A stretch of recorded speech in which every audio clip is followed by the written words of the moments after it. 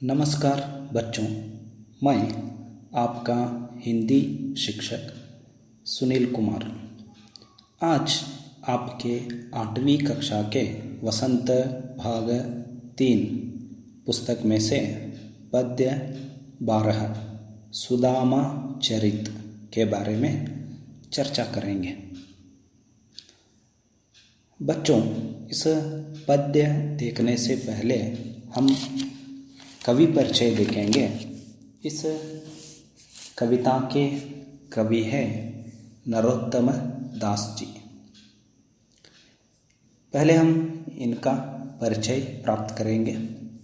इनका जन्म सन 1550 में हुआ और उत्तर प्रदेश के सीतापुर जिले में इनका जन्म हुआ था और मृत्यु सन 1605 में हो गया। इनकी कुछ प्रमुख कृतियाँ इस तरह है: सुदामा चरित, ध्रुव चरित, नाम संकीर्तन और विचार माला। यह है कवि नरोत्तम दास जी का संक्षिप्त परिचय। बच्चों, इस पद्य देखने से पहले हम इस पद्य के बारे में देखेंगे। प्रस्तुत पद्य श्री कृष्ण और सुदामा की मित्रता पर आधारित है। श्री कृष्ण द्वारका के राजा थे। उनके बाल सखा यानी बचपन का मित्र सुदामा बहुत गरीब था। सुदामा आर्थिक सहायता के लिए अपने मित्र के पास जाता है। तब उनका मित्र श्री कृष्ण उनकी सहायता किस प्रकार करते हैं, यही इस पद्य में हम देखेंगे। तो बच्चों, पहले मैं पूरा पद्य पढ़ता हूँ, देखते जाइए, बाद में अर्थ समझाता जाता हूँ। पाठ 12 सुदामा चरित। शीस पगान झगा तन में, प्रभु जाने को आही बसे केही ग्रामा। धोती फटी सी लटी दुपटी, अरु पाय उपानह को नहीं सामा। द्वार कड़ो द्विज दुर्बल एक, रह्यो चकिसो वसुधा अभिरामा। पूछत दीन दयाल को धाम, बतावत आपनो नाम सुधामा।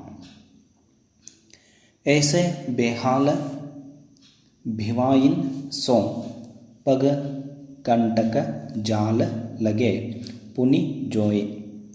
हाय महादुख पायो सखा, तुम आए इथै न किथै दिन खोए। देखी सुदामा की दीन दशा, करुणा करिके करुणा निधि रोए। पानी परात को हाथ छुयो नहीं, नैनन के जलसों पग धोए। कछु बाबी हमको दियो, सो तुम काहे न देत। चापी पोटरी कांख में, रहे कहो केहि हेतु। आगे चना गुरु मातु दये ते, लये तुम चाबी हमें नहीं दीने। श्याम कह्यो मुस्काय सुदामा सो, चोरी की बान में हो जू प्रवीणे। पोटरी कांख में चापी रहे तुम, खोलत नाही सुधा रस भीने। पांचली बानी अजो न तजो तुम, तैसई भाभी के तंदुल किन्हें। वह पुलकनी, वह उठी मिलनी, वह आदर की बात, वह पटवनी गोपाल की, कछु न जानी जात। कहा भयो जो अब भयो हरि को, राज समाज घर घर कर ओढ़त फिरे, तनक दही के काज, हूँ आवत नाही हुतो, वाही पटियो ठेली। अब कहिहूँ समुझाए कई, बहु धन धरो सखेली। वैसो ही राज समाज बने, गज बाजी घने मन संभ्रम छायो, कैधो पर्यो कहूँ मार्ग भूली, कि फैरी के में अब द्वारका आयो। बौन बिलोकिबे को मत न लोचत, अब सोचत ही सब गाँव मझायो, पूछत पाड़े फिरे सब सो, पर झोपड़ी को कहूँ खोज न पायो। कई वह टूटी सी छानी हती, कह कंचन के अब धाम सुहावत, कई पग में पनही न हती, कह लो गजरा जहु ठाड़े महावत। भूमि कठोर पै रात कटै, कह कोमल सेज पै नींद न आवत, के जुरतो नहीं कोदो सवा प्रभु के, परतापते दाक न भावत। बच्चों, एता पद्य। अब हम पद्य के एक एक भाग को देखते जाएंगे। शीस पगान झगा तन में, प्रभु जाने को आही बसे, केही ग्रामा धोती फटीसी लटी, दुपटी अरु पाय उपानह को नहीं सामा। द्वार कड़ो द्विज दुर्बल एक, रह्यो चकिसो वसुधा अभिरामा। पूछत दन दीन दयाल को, धाम बतावन आपनो नाम सुधामा। तो यहाँ शीस यानी सिर, पगा यानी पगड़ी जो सिर पे बांधा जाता है, न झगा, झगा यानी कपड़े, तन यानी शरीर, आही यानी आ रहे, केही यानी किस, ग्राम यानी गांव, धोती फटीसी लटी, लटी यानी लटकना, दुपटी यानी वह कंधों पर जो पहना रहता है उसे हम दुपटी कहते हैं। अरु पाय अपनाह को नहीं सामा, यानी अपनाह यानी पाँव पर, पाय यानी पाँव, अपनाह यानी चप्पल, नहीं सामा यानी नहीं पहना है। द्वार कड़ो द्विज दुर्बल एक, यानी द्विज यानी ब्राह्मण, दुर्बल यानी कमजोर, चकिसो यानी चकित रहना, आश्चर्य रहना, वसुधा यानी धरती, अभिरामा यानी सुंदर, दीन दयाल यानी गरीबों पर दया करने वाला, धाम यानी घर, रहने का जगह, बतावन आपनो नाम सुधामा यानी आपका नाम, सुधामा वह उसका नाम बता रहा है। तो बच्चों, जब सुदामा अपने मित्र श्री कृष्ण से मिलने उनके महल पर पहुंचते हैं तो उनकी दशा को देखकर द्वारपाल उन्हें द्वार पर ही रोक देते हैं। अंदर जाकर उनकी दीन दशा का वर्णन कृष्ण के सामने करते हैं कि हे प्रभु, द्वार पर एक दुर्बल ब्राह्मण आया है, जिसके सिर पर पगड़ी नहीं है, शरीर पर कुर्ता यानी कमीज तक नहीं है और पाँव पर चप्पल भी नहीं है। जाने किस गांव से आया है।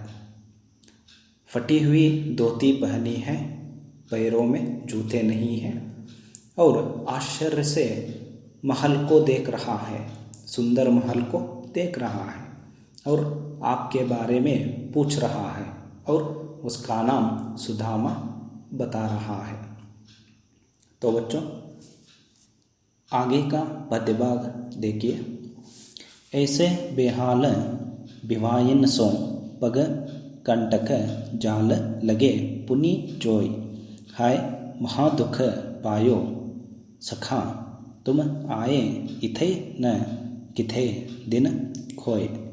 देखी सुदामा की दीन दशा करुणा करिके करुणा निधि रोए, पानी परात को हाथ छुयो नहीं नैनन के जलसों पग धोए।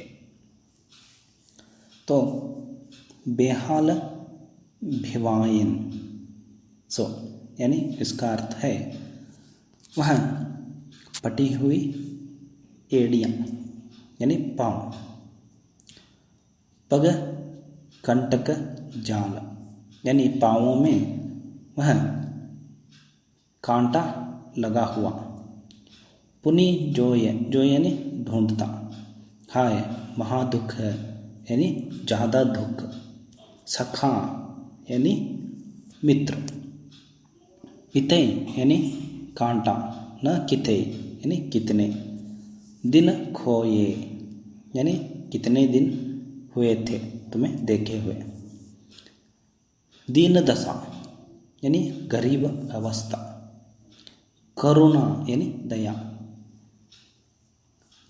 करुणा निधि यानी करुणा दिखाने वाला, रोए यानी रोना, नैनन यानी आँख, पग यानी पाँव, धोए यानी धोना। तो इस भाग का अर्थ यह इस तरह है। श्री कृष्ण सुदामा की दशा देखकर कहते हैं कि तुम्हारे पैरों के एड़ियाँ फटे हुए हैं, जगह जगह कांटे चुभे हैं। हे मित्र, तुमने बहुत दुख झेला है, दुखों को झेलते रहे मेरे पास क्यों नहीं आए। सुदामा की दीन दशा को देखकर सब पर करुणा करने वाले श्री कृष्ण की आंखों से आंसू बहने लगे।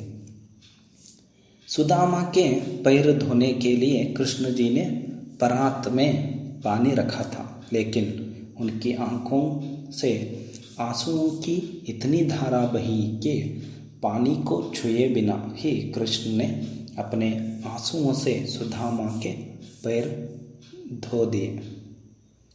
तो आगे का भाग देखेंगे।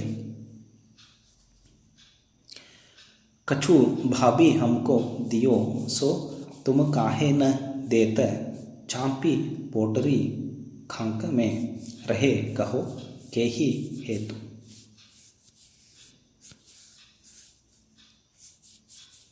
यानी इसका अर्थ है श्री कृष्ण कहता है कि भाभी ने हमारे लिए कुछ भेजा है, वो तुम हमें क्यों नहीं दे रहे। उस पोटली को तुमने अपनी बगल में क्यों छिपा रखा है। आगे देखिए। आगे चना गुरु मातु दयेते लये तुम चाबी हमें नाही दीने। श्याम कहियो मुस्कुराए सुदामा सो चोरी की बान में हौ जू प्रवीणे। पोटरी खांक में चापी रहे तुम, खोलत नाही सुधा रस भीने। पांचली बानी आजो न तजो तुम, तेसई भाभी के तंदुल कीन्हे। गुरु माता यानी गुरु के जो पत्नी थी वो गुरु माता। दयेते यानी दिए थे। चाबी यानी खा गए। नहीं दीने यानी नहीं दिए। श्याम यानी कृष्ण। मुस्काए यानी मुस्कुराते हुए। प्रवीण यानी कुशल। पोटरी यानी पोटली। छापी यानी छुपाना। खोलत यानी खोलना। सुधारस भीने यानी अमृत के समान। पांचली यानी पिछली। बानी यानी बार। अजो यानी आज। तजो यानी त्याग।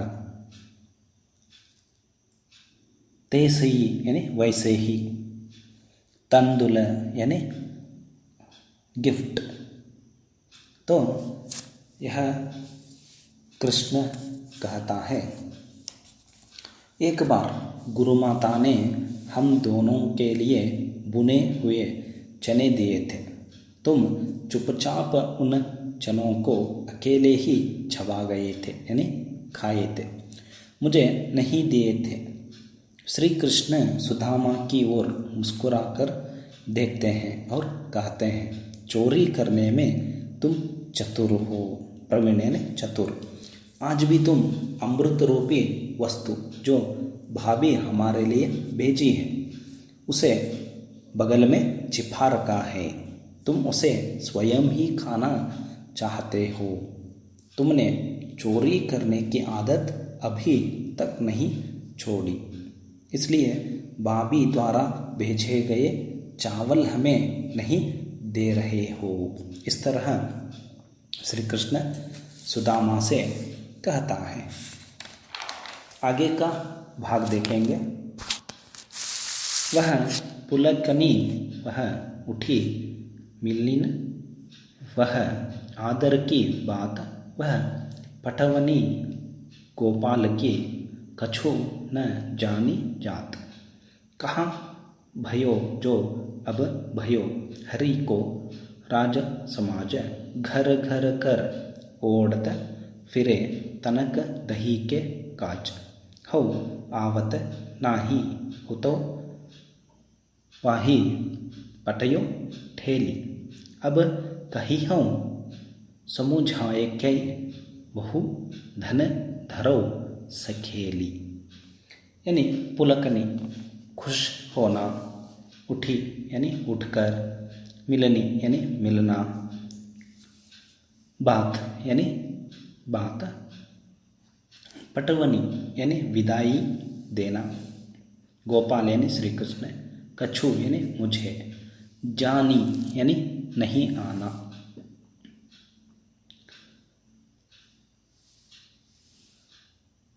और ओढ़त यानी खोजता, फिरे यानी घूमना, तनक यानी तोड़ी ही, काज यानी इसके लिए,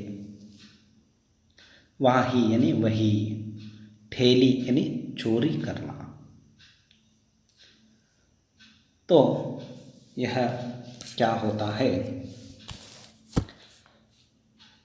कृष्ण ने सुदामा का आदर सत्कार बहुत किया, पर विदाई के समय खाली हाथ ही लौटा दिया। तब सुदामा कृष्ण के इस व्यवहार से खिन्न थे।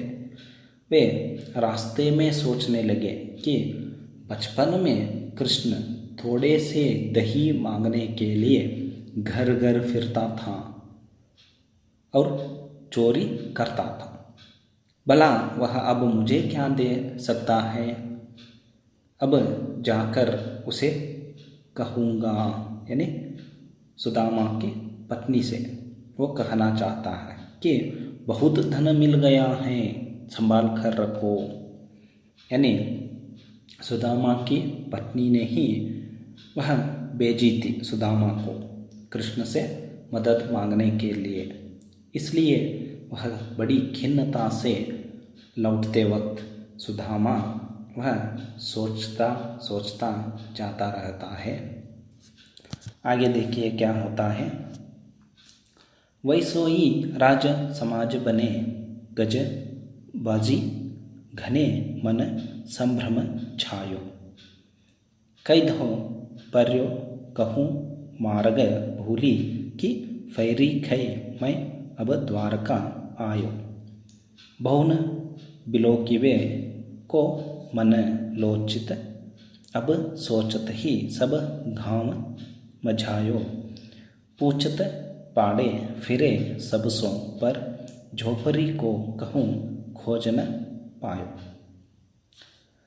गज यानी हाथी, बाजी यानी महावत, घने मन संभ्रम यानी खुशी से, कैधो यानी कहीं मैंने, कहूँ मार्ग भूली यानी मार्ग भूल गया हूँ, कहूँ यानी कहीं, फैरी यानी फिर से, द्वारका आयो, आयो यानी आ गया। बौन बिलोकिबे यानी देखते हुए, लोचत यानी सोचना, पूछत यानी पूछते, पाड़े यानी रास्ता, सब सोन यानी सबको, झोपड़ी यानी झोपड़ी, कहूँ खोज न पायो यानी कहीं खोज न पाया। तो यहाँ क्या होता है, श्री कृष्ण तो सुदामा को वैसे ही खाली हाथ भेज दिया था, मगर वह जब सुदामा कृष्ण के पास पहुंचा था तभी श्री कृष्ण ने वह सुदामा के घर अपने सैनिकों को भेज दिया था कि उसके सहायता के लिए बहुत सारे धन वह भेज दिया था। कृष्ण ने प्रत्यक्ष सुदामा को कुछ नहीं दिया, पर उन्होंने अपार संपदा भेज दी थी। सुदामा जब गांव जाकर देखा तो वहाँ द्वारका जैसा ही खुशी से वो जगह दिख रही थी, वैसा ही राज समान यानी जो द्वारिका में वह देखा था बहुत खुशी, उसी तरह आज अपने गांव में ही वह सुदामा देख रहा है, इसलिए वह चकित हो गया है, कहीं मैंने फिर से वही यानी द्वारिका वापस नहीं तो आया, वह सोच में पड़ जाता है। उसी प्रकार के हाथी और महावत द्वार पर थे। सुदामा को लग रहा था कि वे भूलकर फिर से द्वारिका ही लौट आए हैं और सबसे अपने झोपड़ी की पता पूछने लगा, मगर कहीं अपनी झोपड़ी को खोज न पाया, क्योंकि वह पुरानी झोपड़ी की जगह एक बड़ा सा महल खड़ा हो गया था। इसलिए सुदामा को वह आश्चर्य हुआ, हमारी झोपड़ी कहाँ गई। इसलिए सभी ओर फिरता रहा और सभी जगह देखता रहा और सब जन से पूछ कर अपनी पता पूछता रहा, फिर भी वह अपनी झोपड़ी को वह पता न लगा पाया। तो आगे देखिए क्या होता है। कई वह टूटी सी छानी हती, कहाँ कंचन के अब धाम सुहावत, कई पग में पनही न हती, कह लई गजरा जहू ठाड़े महावत, भूमि कटोर पै रात कटई, कह कोमल सेज पै नींद न आवत, के जुरतो नहीं कोधो सवा, प्रभु के परतापते धाक न भावत। छानी हती यानी टूटी सी वह झोपड़ी, कहाँ वह टूटी सी झोपड़ी थी, वही कंचन यानी सोना, धाम यानी महल रहने का जगह, पग यानी रास्ता, पनही यानी चप्पल,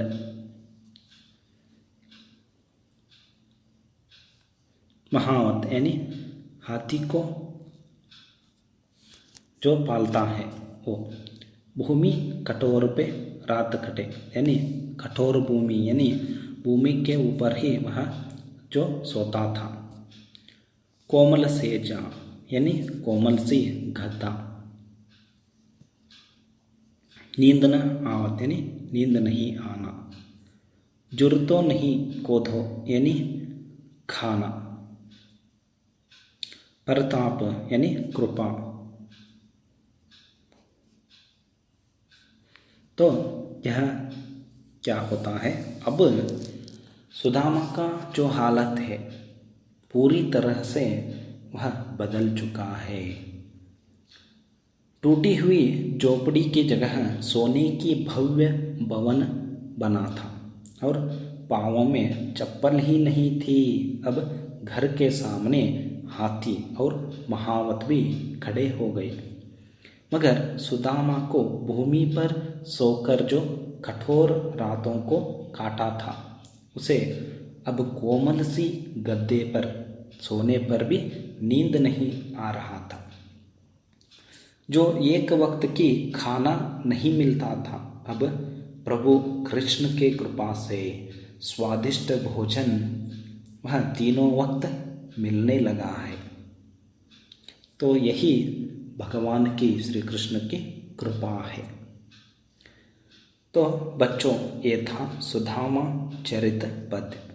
शायद आपको ये पद्य समझ में आया होगा। अगली कक्षा में और एक नए विषय पर चर्चा करेंगे। तब तक के लिए नमस्कार और आप सभी को धन्यवाद।